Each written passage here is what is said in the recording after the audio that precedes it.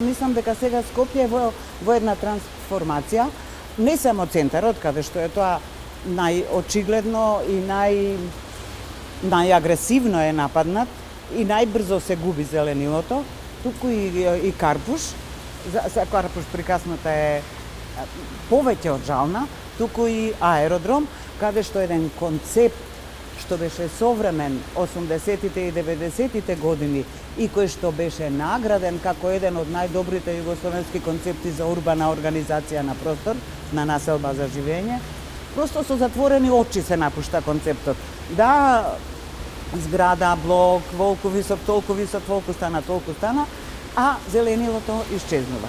И уште една појава е интересна за Скопје, а тоа е многу интензивна градба во, како викаат урбанистите, приградските зони, во кои никнуваат релативно големи куќи на релативно мали градежни парцели и за зеленило останува малку простор.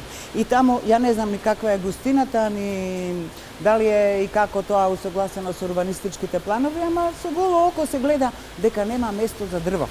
Има место за трева, ама нема место за дрво. Дали вертикалното и кровното зеленило е јавно достапно? Кој ќе се качува на зидот од една куќа да си поигра со децата? И кој ќе се качува на градежен, како се викаше, на дом на градежници таму горе на кров, да ги прошета децата кога е густа магла во Скопје во зима или пеколна горештина во лето? Кој да се качи? И мислам, добро, ќе се качиш, ќе го видиш, ќе се воодушевиш колку е убаво уредено, ама ја нема таа јавна намена, јавна функција.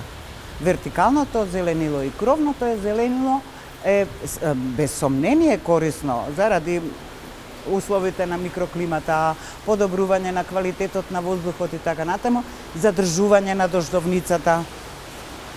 Меѓутоа, кој тоа во Скопје го истражил?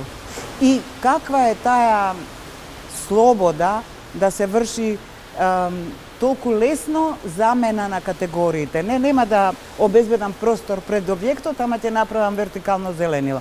Мислам, тоа е прилично навредително за граѓаните на Скопје.